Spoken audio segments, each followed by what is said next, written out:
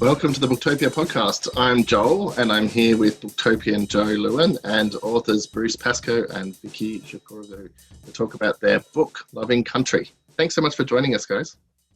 Thanks. Nice Lovely to be here.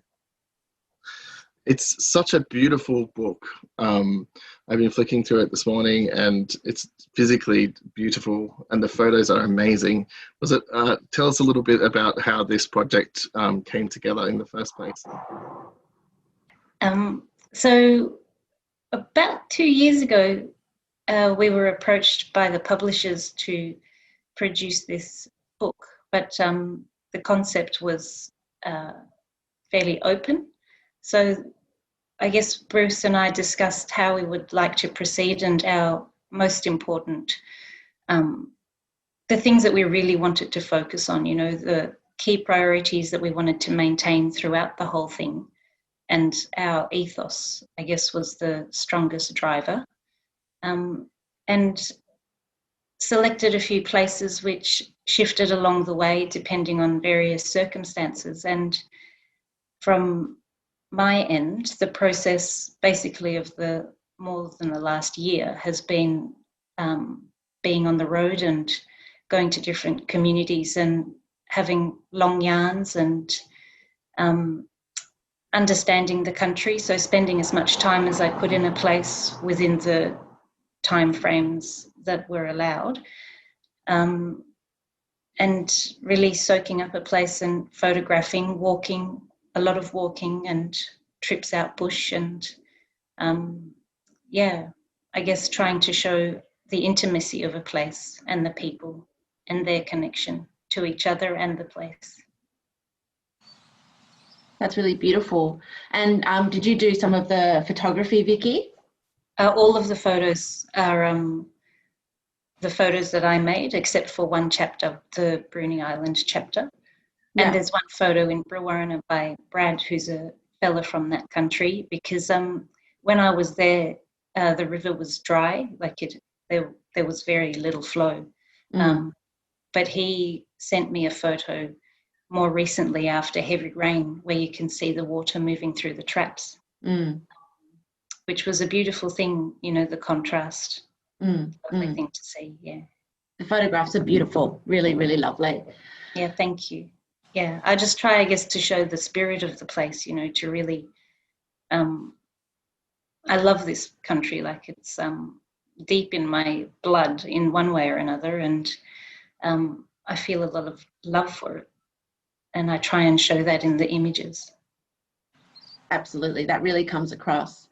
So the theme of the book is travelling through sacred Australia. How do you and Vicky and Bruce decide what goes in and what comes out? Like what you want to share with Indigenous and non-Indigenous Australians and international tourists, and what is not to be shared? That was pretty tricky, but go ahead, Bruce.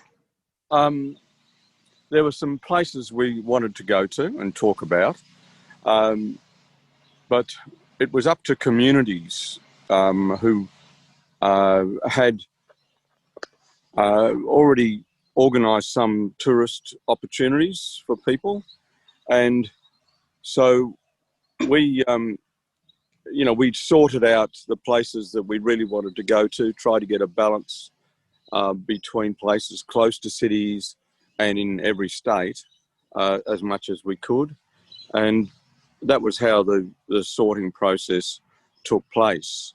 But there was a lot of our own interest in there, as well as people who approached us. And especially for non-Indigenous Australians and international tourists visiting sites that are sacred to First Nation people, what's your advice about how to visit these places with sensitivity? With open mind and open heart, I think most importantly, you know, is be sensitive and conscious and talk to the local mob whenever you can. Yeah, it's important to talk to the people, not just barge in. And that was something that we were concerned about that should take place like that. And Vicky's done so much work on the photographs that had to be a really consensual approach through the community. You know, I didn't take any of the photographs, thank goodness, but it meant that a lot of that work fell on Vicky's shoulders, and so much of the community contact was also Vicky's. So the title of the book is Loving Country, but in a lot of ways, the places you're describing have been distinctly unloved or outright ravaged by colonial Australia. Why do you think local and international tourism has neglected these places for so long? I think it's a great opportunity for Australia. Australians will be travelling within Australia over the next 2 years, perhaps longer, because there won't be much travel internationally. But the relationship between Australians and Aboriginal Australia has been pretty poor.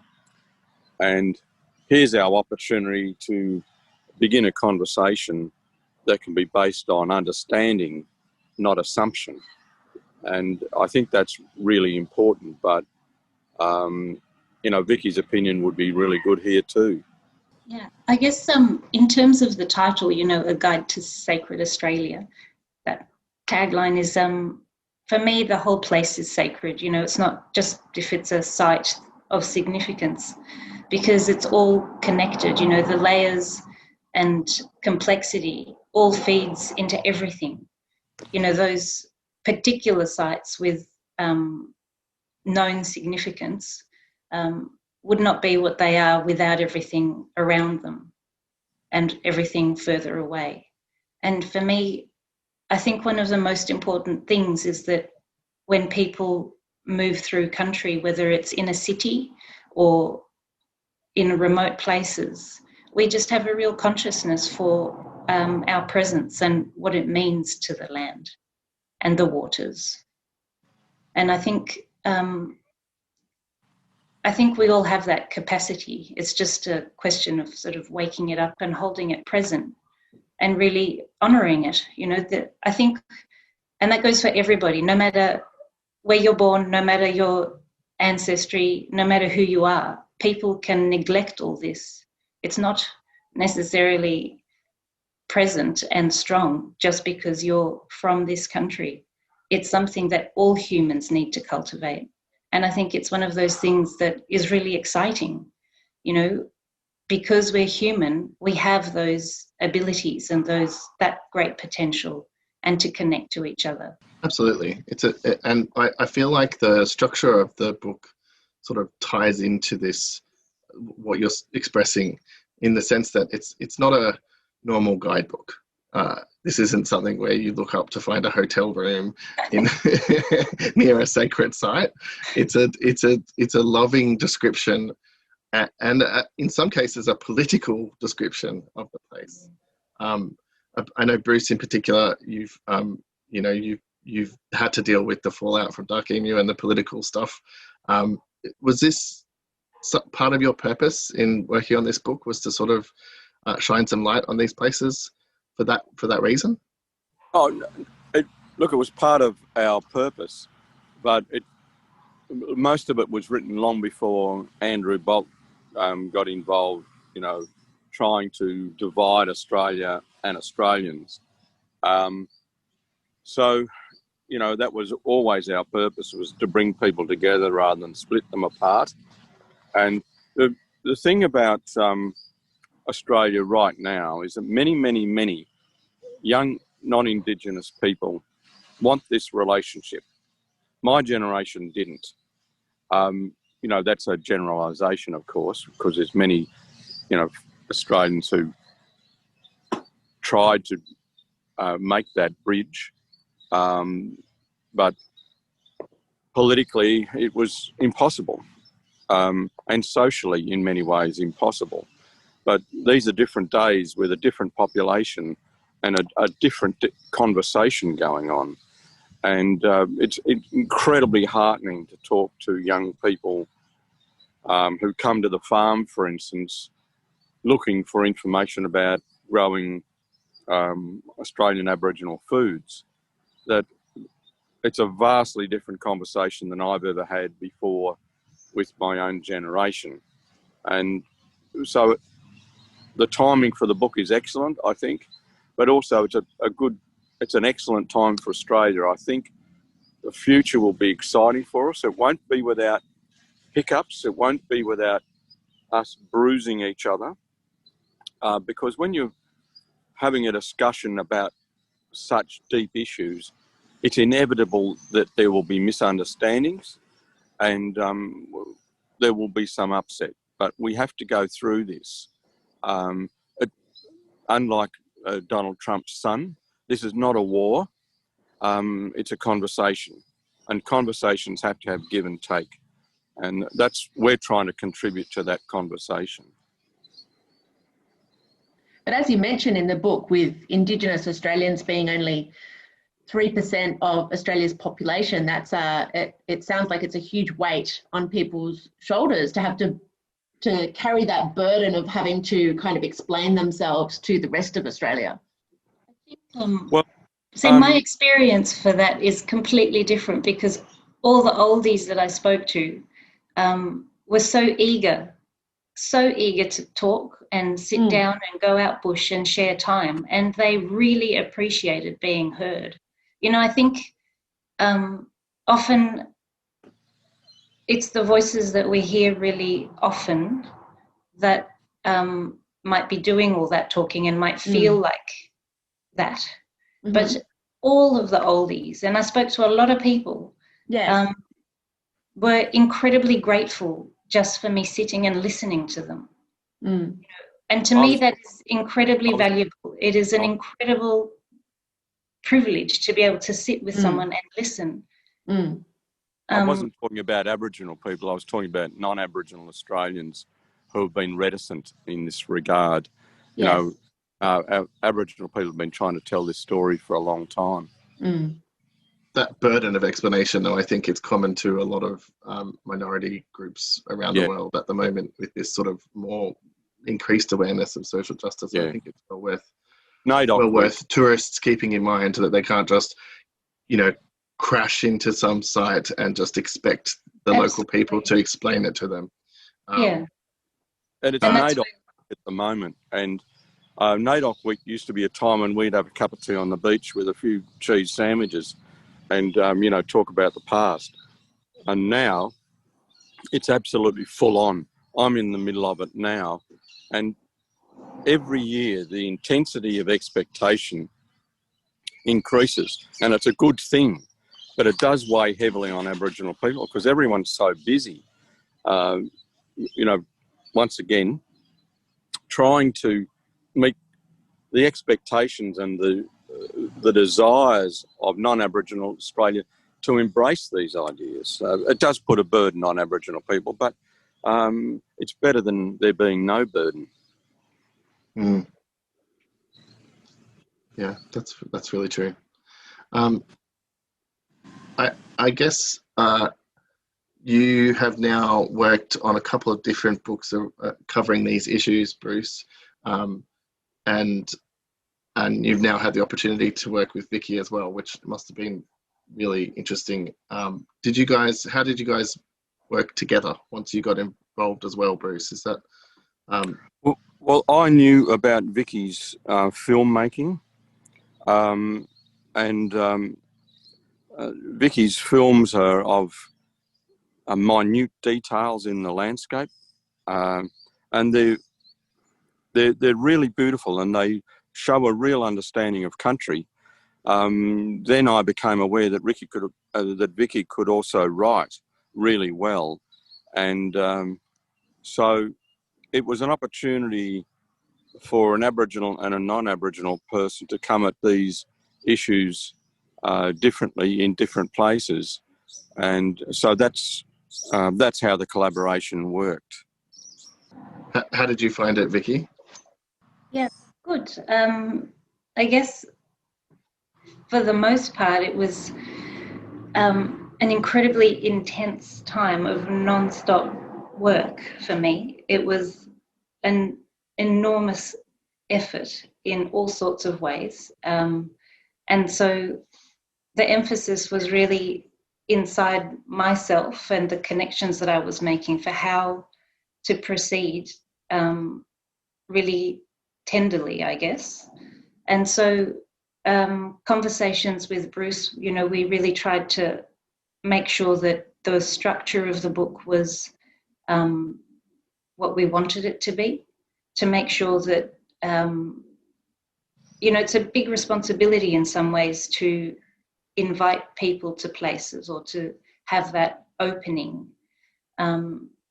because with influx of people comes pressure to the country in all sorts of different ways, and to a place and to the people.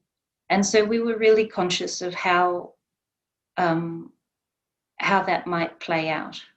And so those conversations and how we were nutting all those little details out were really valuable, you know, for how we could proceed. Yeah, that's fascinating. It reads really as a very careful book. So I think you have communicated that. I hope. You guys obviously didn't know this pandemic was coming when this project started. I imagine it's put pressures on the project in ways that you couldn't have imagined. Is there anything that you would have really liked to do that you couldn't do because of that? No, but to be honest, in all sorts of ways, the pandemic, it was at the time when I was just in front of the laptop almost all the time doing nothing but, and I was, you know, editing photos and finalizing writing. So it almost made no difference in that way, because I was in WA, which was a very different thing. We only had the regional closures. So, you know, it's been, I think in all sorts of ways, I have felt it for other people more than for myself, my family, my friends, and everybody else who's suffered through it. But Bruce, I think, had a very different experience because he was in Victoria. Well, in Victoria, we, you know, it was terrible for people in Melbourne, but on the farm, we're right on the New South Wales border. And we were still able to harvest our crops and plant new ones. And we had workers coming from New South Wales every day to the farm. And all of us were able to continue on as normal. You know, we watched our sanitation and that. But it didn't disrupt me very much at all. And during the middle of it, my daughter came down to stay on the farm because they were on holiday, then couldn't go back to Melbourne. So they came to the farm instead. So we had 3 months together, which is like a really unusual opportunity. But a lot of my writing was done early because I had already visited quite a lot of those places. So with Brewarrina, for instance, I'd already been there, I think 3 times, and had met Brad Steadman on each of those occasions. And he'd showed me the country. So the writing for that, it came reasonably easy. And so it was just then a negotiation between Brad and a number of other community members. And some of those community members have different ideas and different focuses and different knowledge. So it was more or less a balancing act. But Vicky's visits to most places were the first time.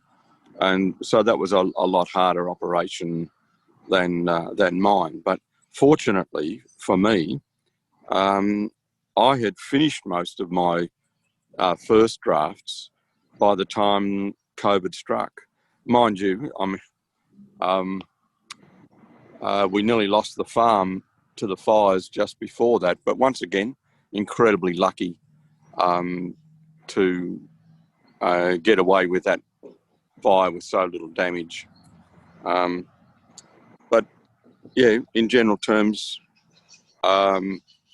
my life was pretty well uninterrupted by COVID, apart from having 3 grandkids and 3 dogs charging around the house. Which sounds like quite a nice side effect, actually. Well, we were making bread every day, or my daughter was, every second day rather. And so the people working on the farm were actually able to see the fruit of their labour, if you like. And so morning tea time, we'd be sitting down, tasting, different varieties of bread, working out, how we might grind the grain later on.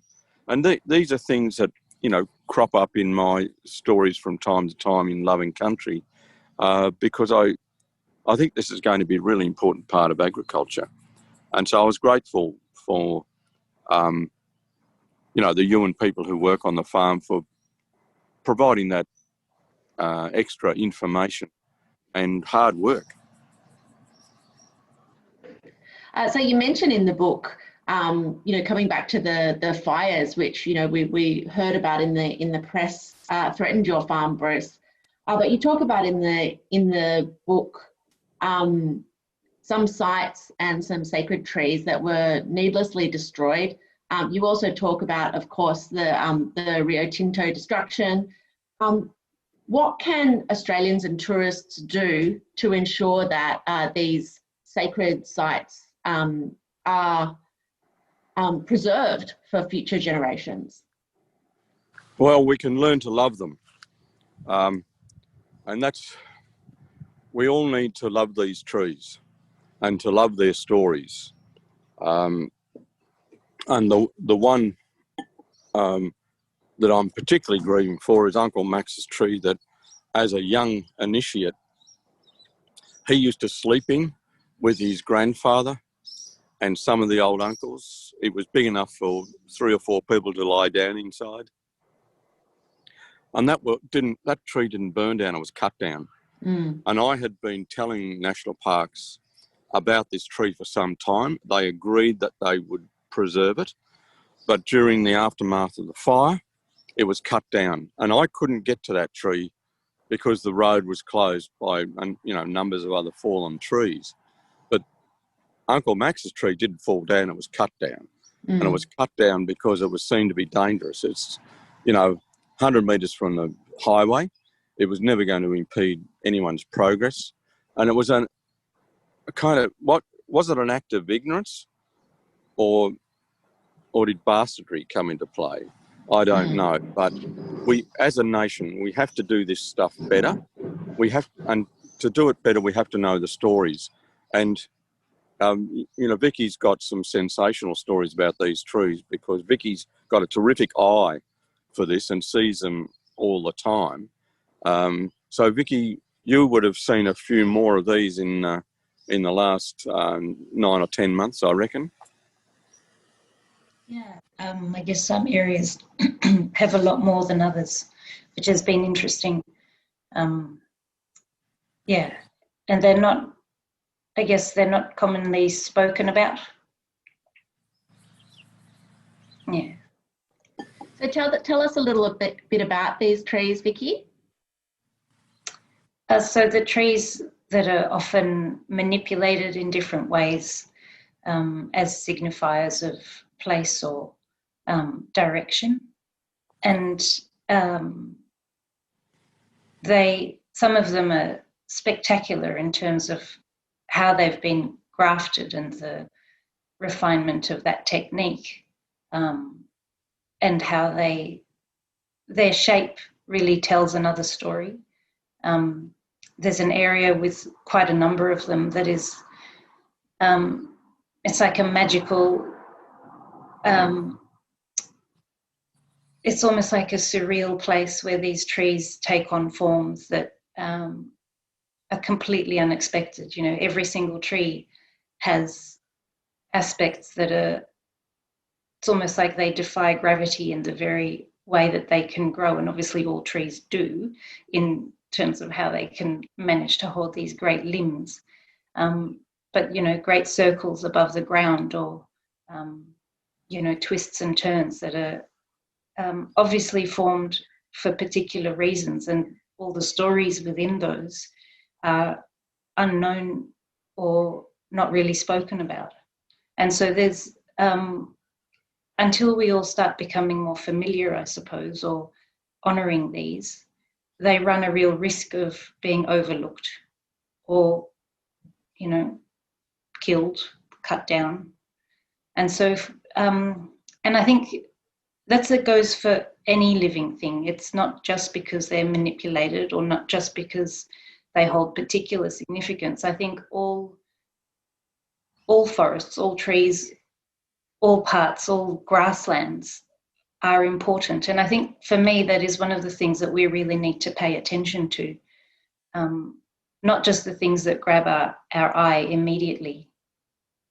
You know, Australia has suffered incredible biodiversity loss, and what is remaining is so often fractured. You know, they're like little islands where animals can survive, but increasingly less so because the areas are smaller and smaller and disconnected from one another, and disease becomes more prevalent. And, you know, I think this is one of the things that the old people really mourn for their country, is that we don't see it as a sacred place altogether. Yeah, that's really important, and I hope this book helps bring that some of that to light. That's what we would really hope for.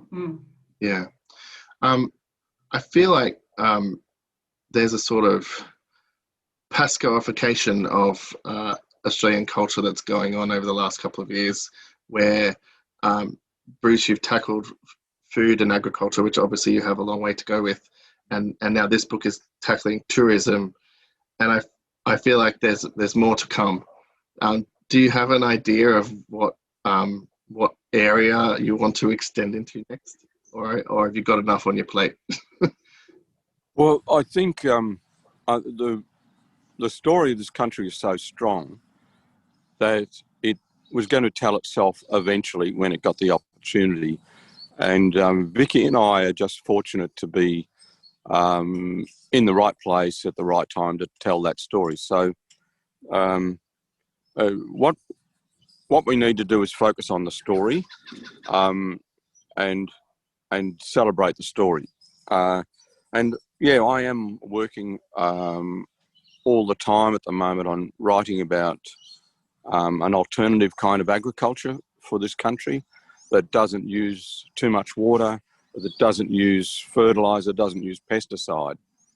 You know, instead of throwing up our hands in grief when all those fish die every summer in our Murray-Darling Basin, we start to think about it positively, that all those fish needed was water.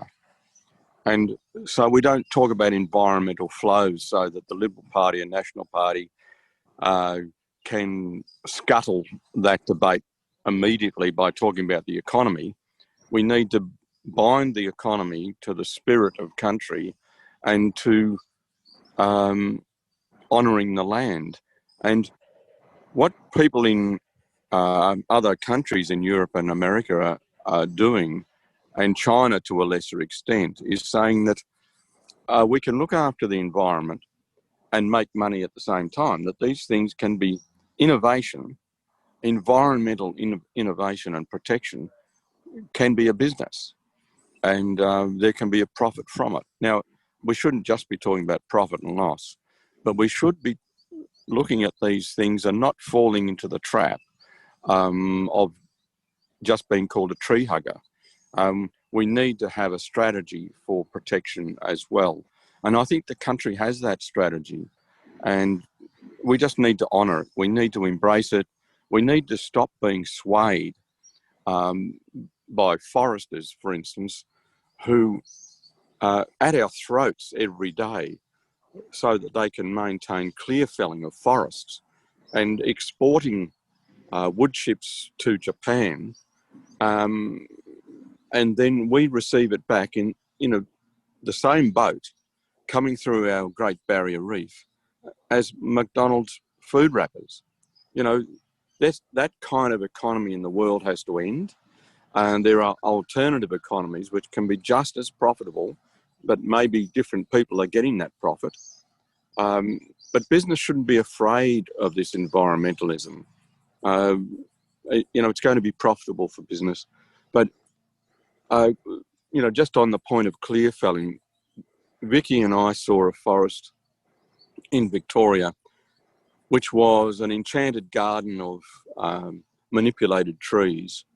And in amongst those manipulated trees, there were other trees that had been grown as a forest product, and they had been clear felled.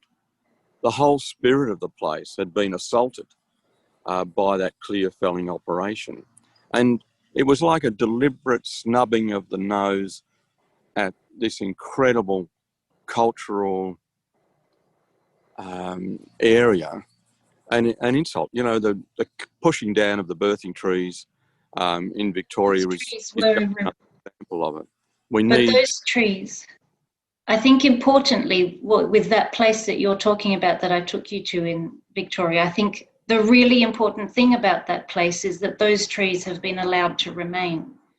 And although the practice of what's going on around them needs to shift because of the crazy impacts on the soil, which became like the finest powdery dust because of, changes in its structure, which it's only ever going to blow away. But I think really importantly is that those trees remain standing. But the problem, I guess, is how long will they be able to survive with that around them? So I think it's that balance that we need to find to say, well, if we're going to have industry, and obviously, it is a fact, we need to have industry in all sorts of different ways. How can we do it better? How can we proceed? How can we apply different technologies that will look after things just a little bit better? And I think we need to honour what is allowed to be, what is protected. I think we need to acknowledge that decision that people make to say, well, those trees can remain. I think sometimes too, you've got to honour the spirit of the place. And the intention of creating those trees was to make an area of serenity. And when you're clear felling, all that serenity is gone. And as you said, Vicky, those huge machines with their massive wheels are compacting the soil around those sacred trees. We just need to use better science and better culture and better heart. And there's already so much cleared land in Australia. There is, driving across the country, there's so much cleared land. You look at it through Google Earth and it's devastating. So we don't need to actually cut anything more down. And, places like in Germany where they think ahead for many generations and go, well, we're going to plant forests so that they can be harvested. This is a particular purpose, and have those cycles that are effective. So I think, as a country, we can use our, we're pretty smart. Australia has come up with all sorts of incredible inventions. A lot of them have had to move overseas because there hasn't been appropriate support. So we can apply ourselves. We just need to shift our focus just a little bit. And it feels like if we need to learn a bit of long-termism, we couldn't do much better than looking at one of the longest surviving cultures in the world. Yeah. How to get to that. Guys, I would love to keep talking about this book. It's a wonderful, wonderful book, but we're running out of time. Thank you so much for taking the time to speak to us. It was wonderful. Thank you. Thank you. So if you're interested in reading this book, which I highly recommend you get a copy of, it's Loving Country by Bruce Pascoe and Vicky Shukuroglou. And you can buy it from booktopia.com.au or from your local bookshop. Thanks so much.